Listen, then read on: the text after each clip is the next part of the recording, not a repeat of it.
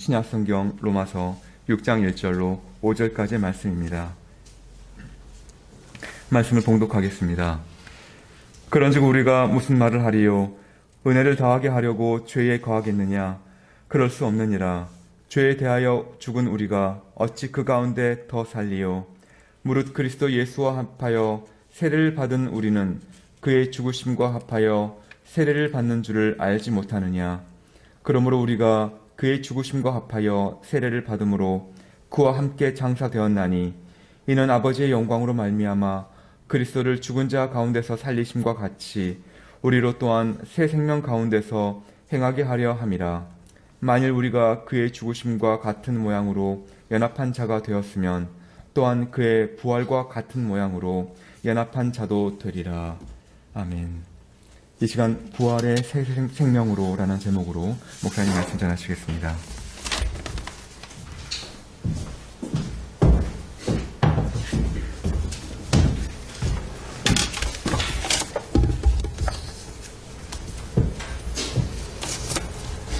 네, 오늘은 부활주일입니다. 예, 부활주일인데 그래도 부활의 아침 인사는 나눠야 될 것 같아요. 예.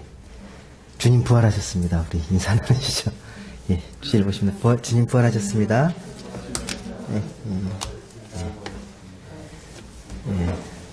매해마다 이맘때쯤 부활주일을 맞게 되는데 죽음을 이기시고 부활하신 그 주님의 밝은 빛, 주님의 그 평화가 우리 가운데 온전히 임했으면 좋겠습니다. 그리고 그 부활의 밝은 빛이 우리 가운데 새 생명으로 빛났으면 좋겠습니다. 우리가 오늘 이렇게 부활을 맞이했지만요, 예전의 부활의 그런 감격과 기쁨의 충만함이 조금은 덜한 느낌을 받게 됩니다. 예전과 다른 이 부활주일의 분위기를 많이 느끼게 됩니다. 작년에 부활절 예배를 드리면서 그런 생각을 했었거든요.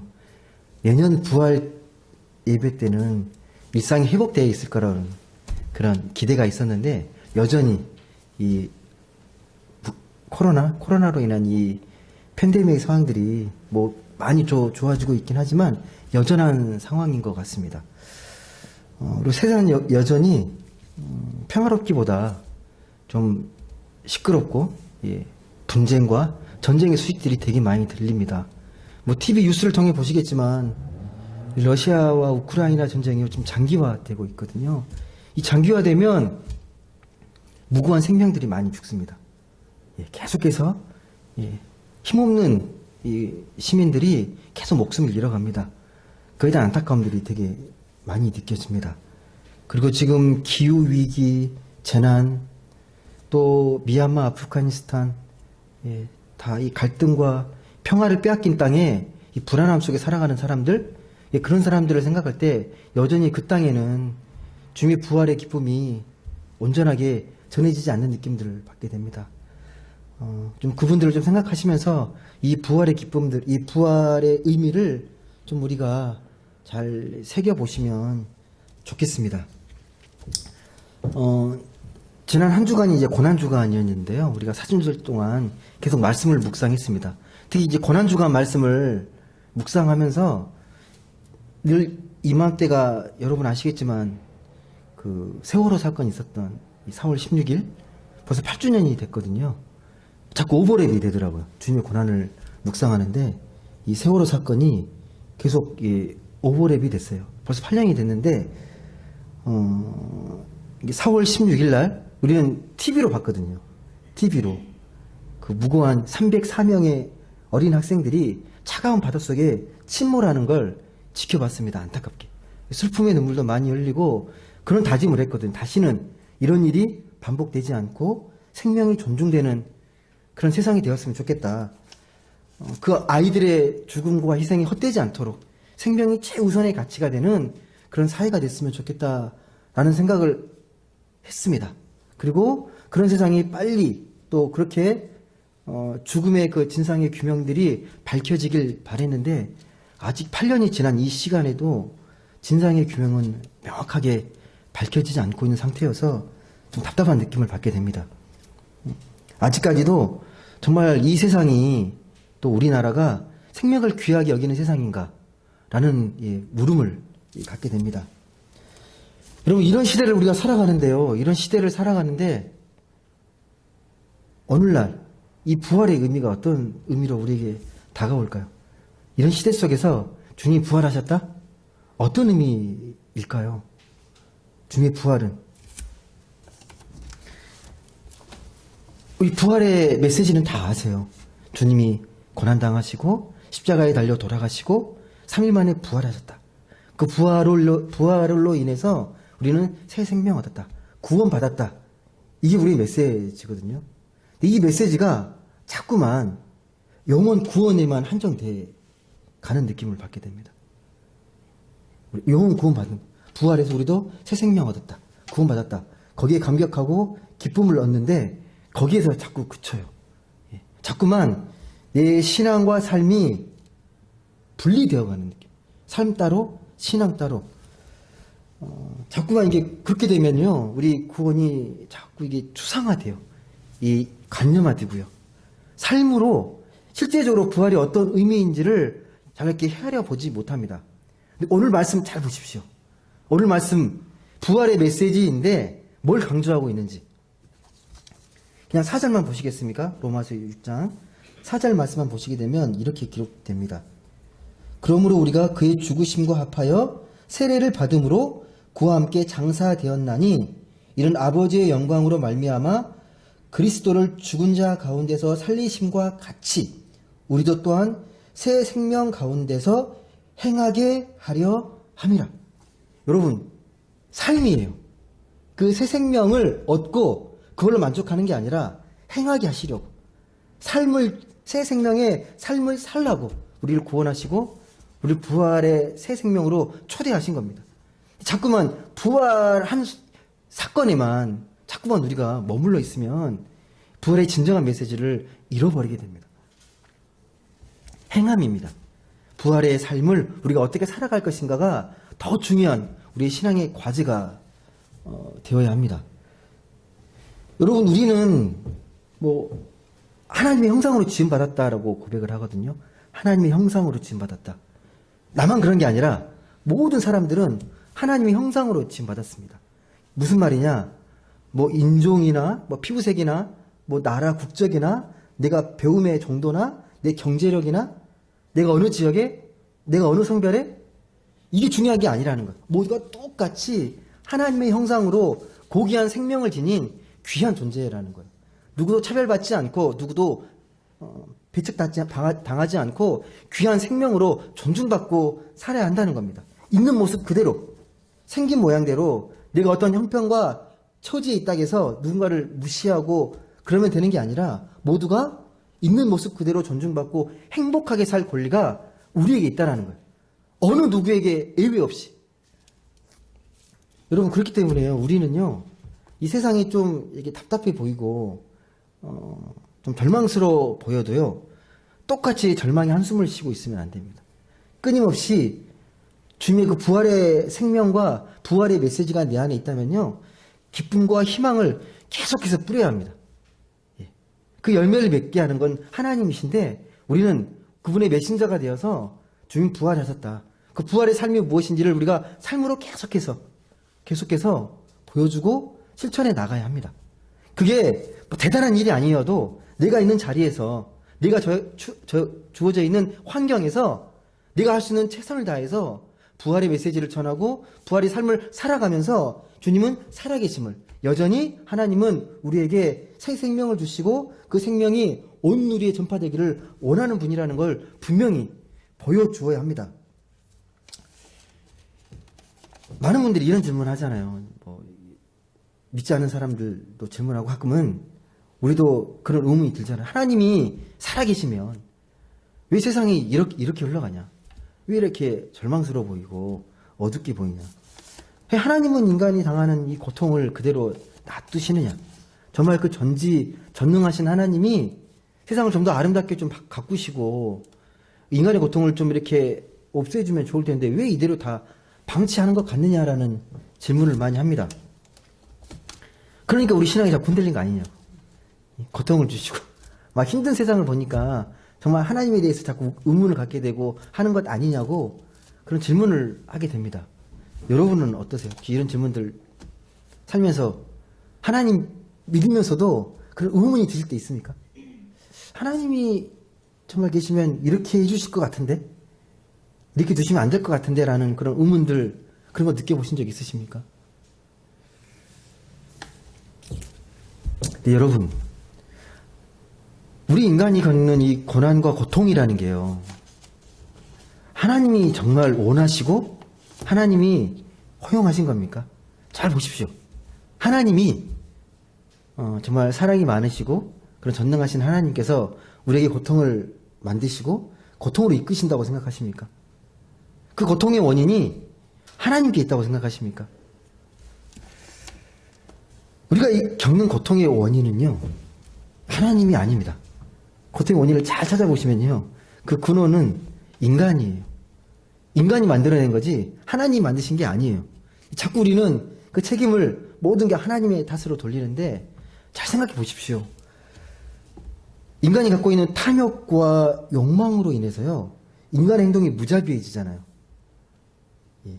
그 돈과 권력을 신처럼 숭배하면서요, 그렇게 막 살아갑니다. 정의가 사라지는 거죠. 그리고 권력 있는 자들이 권력을 더 누리고 권력을 확장시키기 위해서 갈등을 일으키고 분쟁을 일으킵니다. 싸움을 일으켜요. 그 권력을 지키기 위해서. 또 힘 있고 돈 있는 사람들이 힘들고 어려운 사람들, 가난한 사람들의 그 아픔을 외면합니다. 모른 채 합니다. 합리화시킵니다. 열심히 일하지 않았기 때문에.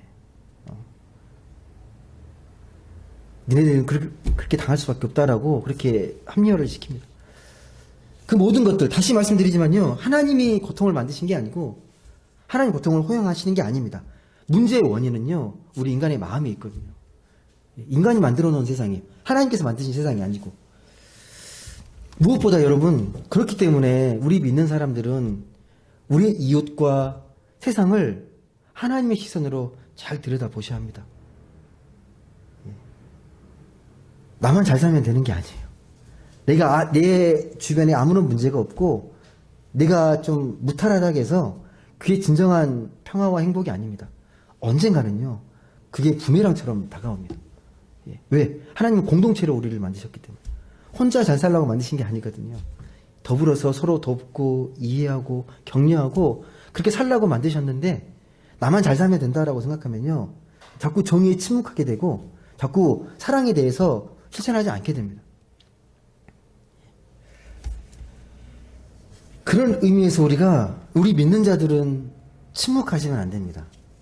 그렇다고 해서 뭐 대단한 걸 하라는 게 아니라 내가 있는 자리에서 용기 있게 조금이라도 더 가깝게 힘들고 어려운 사람들이 나의 말로 위로할 수 있다면 위로하고 나의 행동으로 누군가에게 격려가 될 수 있다면 주님의 손길이 되어서 격려하는 겁니다. 그게 믿는 사람들의 본분이거든요. 그런 차원에서 오늘 십자가의 의미, 부활의 의미를 다시 들여다보면 정말 좋겠습니다. 여러분, 다시 말씀드리지만 세상은 우리 인간들을, 사람들을 어떻게 대하는 것 같습니까? 사람이라는 존재들을 이 세상의 가치관과 이 세계관에서는 사람들을 어떻게 대하는 것 같습니까? 귀하게 존중하는 것 같습니까? 사람들을 어떻게 대합니까? 사람을 어떻게 평가를 해요? 다 가치로, 돈의 가치로 환산하죠. 이 사람은 얼마짜리? 이 사람은 얼마짜리? 예. 그러니까 쉽게 말하면 그 사람을 도구화하고 수단화하는 거죠. 처음에 말씀드렸던 형상으로 하나님의 형상으로 존중하는 게 아니라 수단과 도구로 그렇게 생각하는 겁니다. 이게 나보다 못나면 함부로 무시하게 되고, 예. 한번 쓰고 소모적으로 생각하게 되고, 영혼으로 생각하면 절대 그렇게 할 수 없는데 당장 나에게 어떤 이익이 있는지 이해를 따지게 되고 계산하게 돼요. 사람을 만날 때. 근데 십자가의 메시지는 분명히 말합니다. 사람을 그렇게 대하지 말라고. 이 생명이 얼마나 귀한 생명이지 아냐고. 독생자인 아들을 희생하면서까지 살려낸 고귀한 생명이라고 우리에게 말하는 거죠. 그렇게 보면요, 아무도 함부로 할 수 없습니다. 예. 주님이 그렇게 살리신 너무 귀한 생명인데 어떻게 수단화시키고 도구합니까? 어떻게 함부로 무시할 수 있겠습니까? 한 분 한 분이 주님이 너무나도 귀하게 피를 흘려서, 주의 보혈의 피를 흘려서 살려낸 생명인데 어떻게 그들을 무시할 수 있습니까? 그들을 살려내야지. 그들을 귀하게 여겨야죠. 우리는 이 부활의 그런 신앙과 은혜로 새 생명을 얻었다. 새 생명으로 거듭났다라고 고백하지만 우리 안에는 여전히 옛사람의 흔적들이 있습니다. 그 증거가 뭐냐면 이 세상이 말하는 그런 유혹과 그 욕망의 소리가 들리면 흔들리잖아요. 예, 그런 흔적들이 있어서 흔들립니다. 차이는 뭐냐면 그런 흔들림 속에서도 우리는 하나님을 찾아가요. 하나님의 은혜를 구하고. 그래서 이렇게 흔들렸다가도 하나님의 은혜를 통해서 또 주님의 자리를, 성령을 의지해서 주님의 자리로, 부활의 자리로 걸어갑니다. 성령의 도우심에 의지해서, 은혜에 의지해서 우리가 한 걸음 한 걸음 주님이 말씀하신 그 생명의 길을 찾아가요. 우리 영적인 안테나가 있기 때문에요. 늘 쓰러지고 넘어지는 게 아니라 흔들림 속에서도 계속 앞으로 가요. 흔들리면서도 주님 앞으로 한 걸음 한 걸음 조금씩 그렇게 걸어갑니다. 여러분 흔들릴 때 너무 실망하지 마세요. 우리는 하나님이 아니기 때문에, 완전하지 않기 때문에, 완벽하지 않기 때문에 흔들릴 수 있습니다. 그 흔들림 속에서도 하나님을 붙잡고 나아가는 게 중요합니다. 많은 사람들이 이제 부활절이 되면 이런 질문들을 많이 해요. 믿지 않은 사람들이. 정말 예수님이 부활한 거 맞냐? 예수님이 진짜 부활한 거 맞냐? 이 육체로 부활한 게 맞냐라는 질문입니다. 혹시 여러분 그런 질문 받아보시면 뭐라고 대답하세요? 혹시 믿지 않는 사람들이 야 예수님 부활한 거 맞아? 말이 안 되잖아. 어떻게 죽은 사람이 어떻게 다시 부활해? 뭐라고 대답하십니까 여러분? 주님의 부활을. 이 질문은 지금 2000년부터 계속 되는 질문이에요. 계속 되는 질문입니다. 믿지 않는 사람들에게는 풀리지 않는 의문인 거죠. 미스테리잖아요. 분명히 인간의 몸을 입고 와서 다 육체가 이렇게 죽고 썩었는데 어떻게 다시 부활하냐 막 계속 그렇게 질문하는 거죠. 과학적으로 합리적으로 설명을 하려고 하잖아요. 예. 그래서 여러 가지 설들이 있어요. 주님의 부활에 대해서 이야기하면서 이건 제자들이 꾸며낸 이야기다. 신화처럼 꾸며낸 이야기다라는 게 하나의 이야기고, 또 한 가지가 뭐냐면 이 부활이라는 게 진짜 부활한 게 아니고 제자들의 그 마음속에 부활이 있다는 거예요. 마음의 변화가 그게 부활이라고 그렇게 이야기하는 사람도 있습니다. 둘 다 틀립니다. 주님의 부활은요, 역사적인 사건이에요. 그 증거들은 정말 많습니다. 여러분, 만약에 부활이 정말 꾸며낸 이야기라면, 제자들이 꾸며낸 이야기라면, 꾸며낸 이야기에 자기 목숨 걸고 복음을 전하고 그렇게 하지 않습니다. 처음에 조금은 가능한데요, 그게 거짓인데, 그건 금방 무너집니다. 예. 목숨 걸고 부활을 전할 정도의 생생한 체험이 있었던 거예요. 그걸 함부로 무시해서는 안 되는 거죠. 그 부활의 고백이요, 오늘 우리에게도 함께 해야 합니다. 단지 입술로만, 교리로만 믿는 부활이 아니라 진짜 우리 삶으로 체화되어야 합니다. 주님의 부활을 목격하고 체험하면서 주님의 제자들이 목숨을 걸고 복음을 전하고 복음의 삶을 살았던 것처럼 우리도 복음을 들었다면, 복음을 믿는다면, 주님의 부활을 우리가 믿는다고 고백한다면 부활의 삶을 살아가야 합니다.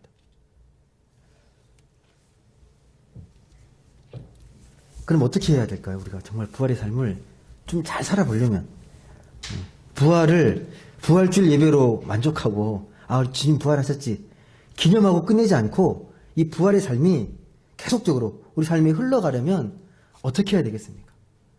예. 부활주일이 세레모니가 아니라 정말 부활이 우리의 생명의 삶으로 진짜 온전하게 역동적으로 움직이려면 어떻게 해야 되겠습니까? 어떻게 우리가 부활의 증인으로서 살아갈 수 있겠습니까?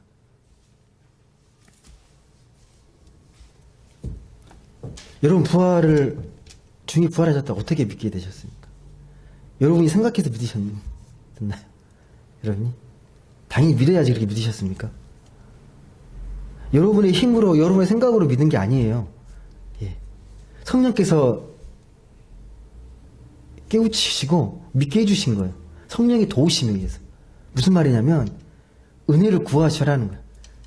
내 마음이 겸손히 주님의 부활의 은혜를 더 깊이 체험하고 그 은혜를 누릴 수 있도록 성령의 도우심을 구하라는 거예요.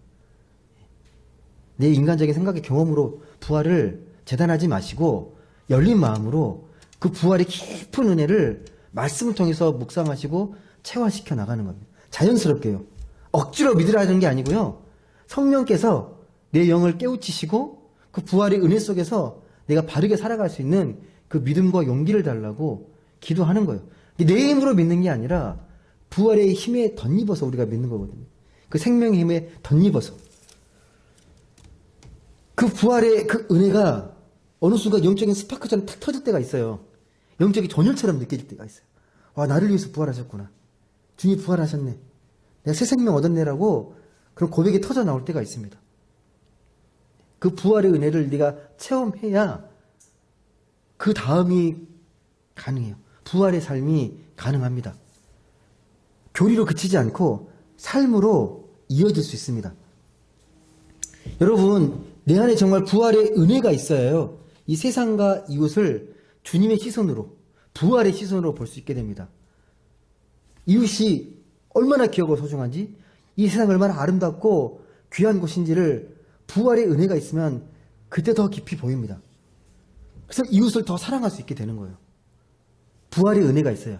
부활을 진정으로 깨달았을 때 우리 이웃과 세상이 비로소 아름답고 새롭게 보입니다.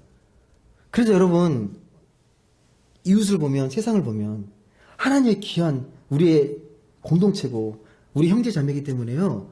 그들이 아파하면 함께 눈물을 흘릴 수 있게 되고 그들이 기뻐하면 정말 기쁨으로, 진심으로 기뻐할 수 있는 거예요. 형식적으로 기뻐하는 게 아니라 내 가족이 좋은 일이 생기면 같이 기뻐해 주듯이 부활의 은혜가 있으면요. 내 이웃과 세상을 그렇게 바라볼 수 있습니다. 이게 좀 여러분이 테스트를 해보실 때 이웃의 마음이 좀 이렇게 냉소적이거나 뭔가 이렇게 좀 차가워져 있다면요. 부활의 은혜가 좀 이게 소멸되어 가는 거예요. 부활의 은혜가 좀 충만하면요. 내 이웃의 기쁨과 내 이웃의 마음들이 고스란히 느껴질 때가 많습니다. 여러분, 또 하나 기억하실 게 있을 게 부활이라는 게요. 부활이라는 게 우리가 생각할 때 육체의 부활만 생각하지 마십시오. 주님의 육체의 부활. 그러니까 부활은 우리가 몸으로 부활하는 거다. 틀린 말이 아닌데 육체가 다시 회복되는 거다. 라는 데에 너무 꽂혀 있으시면 안 됩니다. 그래서 이 부활의 의미가 어떤 의미인지를 잘 기록한 말씀이 있습니다. 그렇게 이해하지 말도록 하기 위해서. 고린도전서 15장 한번 42절 말씀 한번 보시겠습니까? 고린도전서 15장 42절. 고린도전서 15장 42절부터 44절까지 말씀 보시면 되겠습니다. 이 부활의 몸을요, 좀 은유적으로 표현합니다. 부활이 어떤 의미인지. 우리 한번 같이 읽어보겠습니다. 고린도전서 15장 42절에서 44절 말씀, 매우 중요한 말씀입니다. 같이 한번 읽어보겠습니다. 시작. 죽은 자의 부활도 그와 같으니 썩을 것으로 심고 썩지 아니할 것으로 다시 살아나며 욕된 것으로 심고 영광스러운 것으로 다시 살아나며 약한 것으로 심고 강한 것으로 다시 살아나며 육의 몸으로 심고 신령한 몸으로 다시 살아나나니 육의 몸이 있은즉 또 영의 몸도 있느니라. 아멘. 좀 이 말씀이 이해되십니까? 내가 이제 죽고 부활할 때 이 몸으로 부활하는 게 아니라는 거예요. 썩을 몸이잖아요. 썩을 것으로 심고 썩지 아니할 것으로 다시 살아나고 약한 육체에서 영광스러운 육체로, 육의 몸에서 신령한 몸으로. 우리는 신령한 몸으로 부활한다라는 거예요. 이 신령한 몸으로 부활한다라는 말을 신학적으로 해석하면 어떤 의미가 되냐면 우리는 주님과 함께 부활할 때 더 큰 생명으로 거듭난다라는 말입니다. 지금의 육체로 그대로 부활하는 게 아니고요. 더 큰 생명으로, 부활의 몸으로, 부활의 신령한 몸으로 부활한다는 겁니다. 지금의 몸으로 생각하면 부활을 잘못 이해하시는 게 돼버려요. 여러분, 그래서 새 생명으로 거듭난 사람, 오늘 말씀의 표현은 이렇게 됩니다. 오늘 말씀이 6장 4절 말씀 한번 보시겠습니까? 제가 한번 읽어드릴게요. 그러므로 우리가 그의 죽으심과 합하여 세례를 받음으로 그와 함께 장사되었나니 이런 아버지의 영광으로 말미암아 그리스도를 죽은 자 가운데서 살리심과 같이 또 우리로 또한 새 생명 가운데 행하게 하려 함이라. 똑같은 말씀이에요, 여러분. 새 생명으로 거듭나게 함이라. 부활의 의미가 이렇습니다. 신령한 몸, 더 큰 생명, 새로운 삶으로 거듭나기 위해서 우리를 부활케 하셨다는 거예요. 여러분, 그렇다면 부활의 의미가 명확히 다가오는 거죠. 우리가 부활을 잘 안다면, 부활의 메시지를 우리가 잘 알고 있다면 우리 어떻게 살아가야 하겠습니까? 내 안에 부활의 생명이 있다면요, 예, 주님의 그 꿈과 주님의 꿈꾸셨던 그 하나님의 나라, 그 새 생명의 나라를 같이 꿈꾸며 살아가는 겁니다. 부활의 생명으로. 새 생명의 차원에서 살아가는 겁니다. 이게 신령한 몸을 입고 살아가는 사람의 특징입니다. 여러분, 이 부활의 새 생명의 가장 큰 특징은요, 주님의 사랑을 닮아가는 거예요. 우리가 부활하게 되면 어떤 것보다도 그 새 생명은 사랑으로 거듭나는 겁니다. 지금의 차원이 아니라 더 큰 사랑의 차원으로 거듭나는 겁니다. 주님의 사랑을 잘 보세요. 주님이 우리를 어떻게 사랑하셨는지요. 우리가 똑같이 사랑하시는 게 아니라 뭔가 다른 차원의 사랑을 하십니다. 우리 인간의 몸을 입고 다른 차원의 사랑을 하세요. 계산하고 사랑하는 게 아니라, 이해타산을 따져서 사랑하는 게 아니라 자기 몸을 다 내어놓고 사랑하시는 거죠. 모든 걸 다 내어놓고. 여러분, 그래서 진짜 사랑은 낭비가 없어요. 진짜 사랑하면 낭비가 없습니다. 진짜 사랑하는 사람은 계산하면서 사랑하지 않습니다. 누군가를 사랑하면서 내가 이렇게 사랑하니까 더 큰 사랑이 올 거라고 그렇게 기대하시면서 여러분 사랑하십니까? 그렇지 않잖아요. 주님이 그런 사랑의 본을 보이셨습니다. 여러분, 그래서 사랑을 베풀 분들은 느끼실 거예요. 베풀면 베풀수록 손해보는 느낌이 아니라 내 마음이 더 뿌듯해지고 더 풍요로워지고, 그 풍요로움 속에서 내 생명이 더 깊어지는 걸 느끼게 돼요. 사랑하면 알게 되는 거죠. 사랑하면서. 우리가 주님의 사랑을 본받아서 주님의 사랑을 실천하면 실천할수록 우리의 생명이 더 풍성해지고 더 깊어집니다. 사랑은 낭비가 없어요. 예. 내가 사랑은 이만큼 썼으니까 이거밖에 안 남았다. 아니에요. 사랑은 쓰면 쓸수록 더 풍요로워지고 더 풍성해집니다. 예. 놀라운 비밀이죠. 해본 사람만이 압니다. 여러분 다 경험해 보셨잖아요. 사랑하면서 뿌듯함, 감격, 기쁨. 예. 여러분, 그래서 그렇게 사랑을 실천하는 사람이요, 부활의 삶을 살아가는 겁니다. 이분이 부활의 신앙을 살아가는가, 정말 사람을 얼마나 사랑하는지를 통해서 우리가 어느 정도는 알 수 있습니다. 얼마나 사랑하는지. 예. 여러분, 이상하지 않습니까? 그럼 부활의 신앙을 믿는 우리가, 그렇게 믿는 사람들이 많다고 하는데 세상은 그렇게 안 보여요. 예. 세상에 믿는 사람들이 정말 많은데 세상이 밝게 느껴지지 않아요. 믿는 사람들이 그렇게 많은데. 그 이유를 우리는 이 부활의 신앙에서 찾아야 합니다. 왜 이렇게 믿는 사람들이 많은데 세상이 이렇게 밝아 보이지 않을까? 그럼에도 불구하고 이런 질문도 할 수 있습니다. 절망스러워 보이고 답답해 보이는데 그럼에도 세상이 이렇게라도 유지되는 것? 희미하게라도 빛이 비춰지는 것? 그 이유는 무엇일까? 여전히 이렇게 사랑을 헌신하고 낭비하는 사람들이 있기 때문에. 내 주변에요, 분명히 그런 사랑을 실천하면서 낭비처럼 보이는 참 사랑을 실천하는 분이 계시기 때문에, 그런 사람이 내 주변에도 있기 때문에 그래도 세상이 밝아 보이는 겁니다. 다시 말씀드리지만 사랑을 하면 할수록 우리는 부활의 신앙과 더 가까워집니다. 그의 새 생명의 삶입니다. 부활의 그 신앙, 부활의 고백이요, 지금 여기에 우리와 함께 계심을 믿고, 그런 주님은 우리를 통해서 세상을 밝게 비추기를 원하십니다. 우리를 통해서 어둠 속에 힘겨워하는 이웃들을 사랑의 빛을 비추면서 그렇게 부활의 삶을 살아가기를 원하십니다. 우리를 통해서 상처나고 구멍나고 이 조각난 세상들을 우리를 통해 계속해서 조금씩이라도 메우고 싶어 하시고 치유하고 싶어 하십니다. 이게 부활의 신앙입니다. 네, 여러분 다시 말씀드리지만요.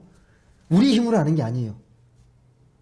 계속해서 성령께서 우리에게 그 생명의 숨결을 불어넣고 계십니다.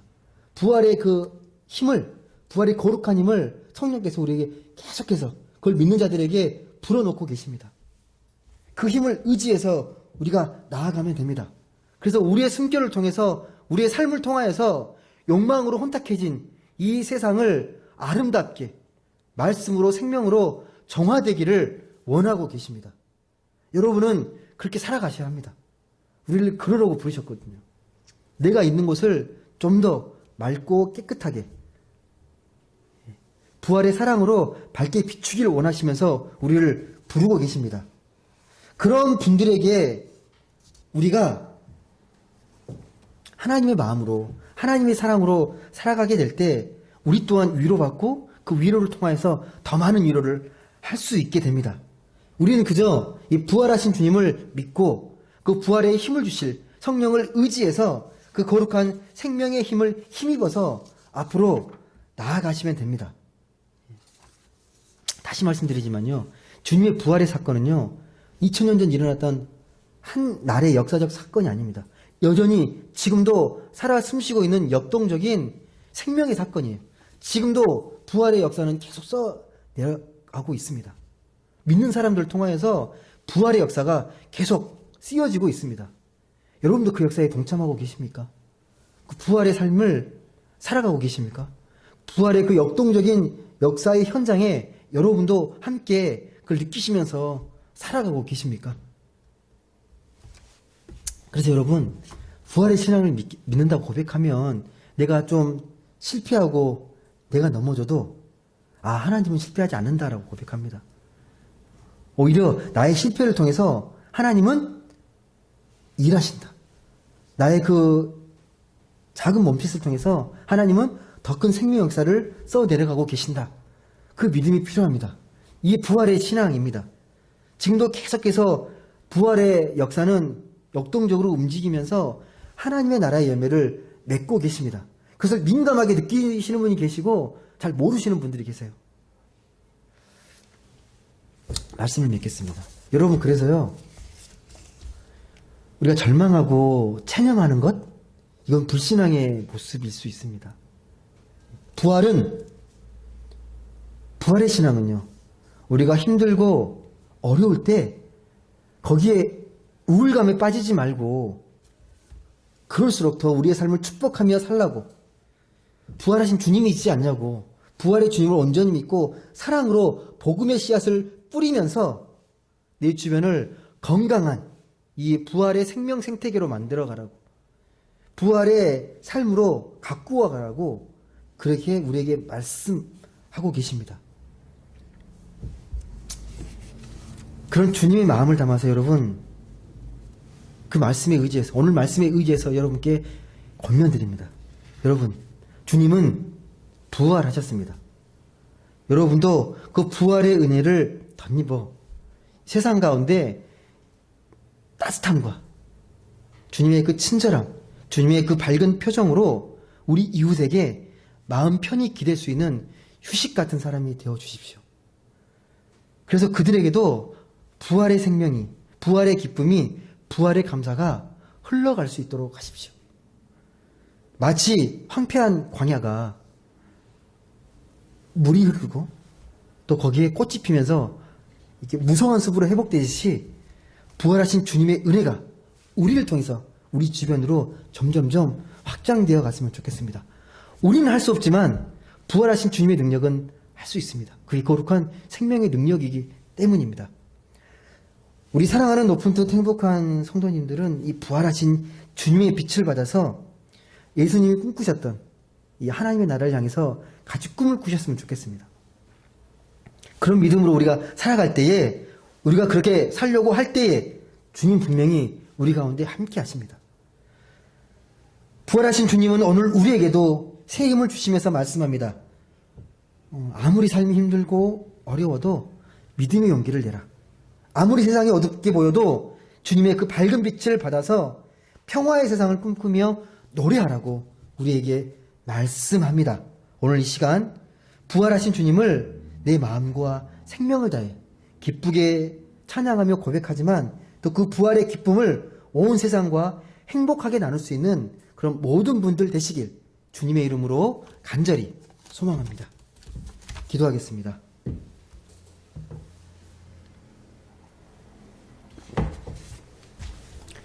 사랑의 하나님 감사합니다. 오늘은 부활주일입니다. 주님이 살아나신 날입니다. 그 부활의 감격과 기쁨이 우리 영혼에 갇히지 않도록 우리 삶으로 흘러갈 수 있도록 성령께서 역사하여 주옵소서. 우리의 연약하고 또 불안한 마음속에서 이 부활의 은혜가 갇히지 않도록 이 부활의 기쁨을 온누리에 전하고 그 부활의 삶을, 그 부활의 새 생명의 삶을 우리가 삶의 자리에서 살아갈 수 있도록 하나님 도우시고 함께하여 주옵소서. 여전히 그 부활의 메시지가, 부활의 소망이 필요한 곳에 흘러가기를 간절히 소망합니다. 하나님, 우리가 그런 손길이 되어서 정말 부활의 기쁨과 감격이 우리의 삶과 우리의 고백과 우리의 기도로 계속해서 아름답게 흘러갈 수 있도록 주님 축복하여 주옵소서. 부활의 기쁨에 연합하여서 그 부활의 기쁨의 삶을 온전히 살아가며 그 부활의 기쁨을 사랑으로 실천하는 우리 모두가 되게 하여 주옵소서. 감사드리며 사랑이 많으신 예수님의 이름으로 기도드립니다. 아멘.